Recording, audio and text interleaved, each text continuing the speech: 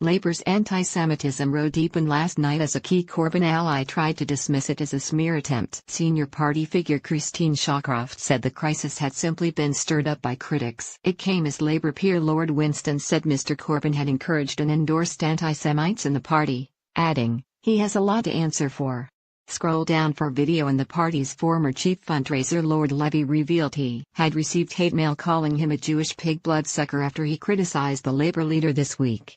Miss Shawcroft, a member of Labour's ruling National Executive Committee, NEC, said it absolutely beggars belief to suggest Mr Corbyn was giving succour to anti-Semites poisoning his party. She suggested the concerns raised by Jewish groups, Labour moderates and others were concocted to damage Mr Corbyn. "This whole row is being stirred up to attack Jeremy, as we all know," she said. "That someone who has spent his whole life fighting racism in all its forms should find himself being accused of not doing enough to counter it absolutely beggars belief." A left-wing newspaper was forced to defend a sinister front page yesterday that asked which side are you on? Following Labour's anti-Semitism row. On one side of the word's front page is Labour leader Jeremy Corbyn, as well as former London Mayor Ken Livingstone and Jackie Walker, who are both suspended from the party over anti-Semitism claims, along with a group of black children. On the opposite side are Communities Secretary Sajid Javid and Labour MP Chuka Munna at an anti-Semitism protest. In the same half are Labour MP John Woodcock, who has criticised Mr Corbyn, Theresa May and former Prime Minister Tony Blair. Journalist David Collier, who exposed Jeremy Corbyn's membership of the controversial Palestine Live group, tweeted, "You haven't really just produced an Us Against the Jews front cover, have you?" Another user, calling herself Funny Girl, tweeted, "Who is inhumane enough to use images of African children as weapons to fire at those who courageously call out anti-Semitism?" Feeling sick. Another called Terry wrote that it was pure racism.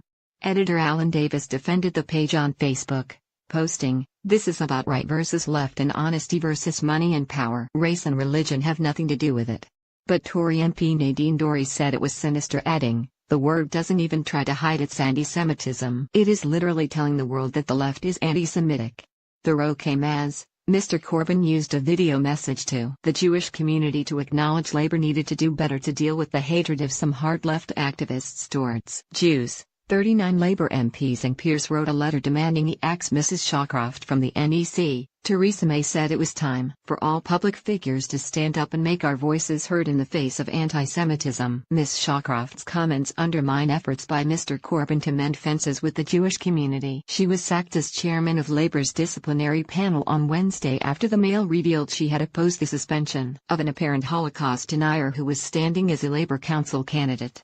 In a message on Facebook, which was later deleted, Miss Shawcroft insisted she was not a Holocaust denier and would not knowingly support one. The anti-Semitism crisis culminated this week in an unprecedented demonstration in Westminster by Jewish community leaders. In a video message to mark Passover, Mr Corbyn said his party would never be complacent about anti-Semitism, adding, "We all need to do better." He went on, "It is easy to denounce anti-Semitism when you see it in other countries, in other political movements. It is sometimes harder to see it when it is closer to home." However, Mr Corbyn was last night resisting calls from dozens of Labour MPs and peers to remove Miss Shawcroft from the disciplinary panel altogether and suspend her from the NEC. She's a long-time ally on Labour's hard left and a director of the Momentum Group.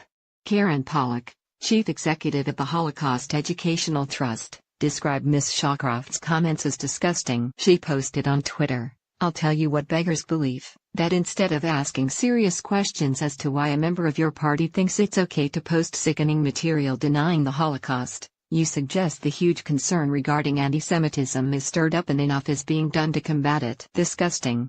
Veteran Labour MP Siobhan McDonagh said it was time for Mr Corbyn to stop paying lip service to the issue and take action against his friend and ally. She said, "I would say we have got enough letters to paper Nelson's column saying that Jeremy will take action. The time for words is over." Fellow Labour MP West Reading said, "Even when caught red-handed defending a Holocaust denier, Christine Shawcroft still dismisses genuine concerns about anti-Semitism. Enough is enough. Christine Shawcroft must resign from the NEC immediately. She has no shame." Asked if she would be suspended, a Labour Party spokesman would say only that her Facebook comments had now been deleted.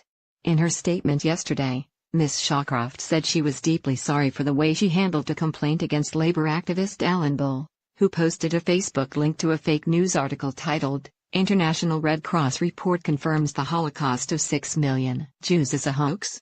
Although she told Mr Bull he needed anti-Semitism training, she added, Alan certainly wasn't sharing it because he agreed. Lord Winston, a leading scientist and TV presenter, told the BBC's This Week show he was deeply ashamed of the party. He added, whether he likes it or not, Jeremy Corbyn has a lot to answer for.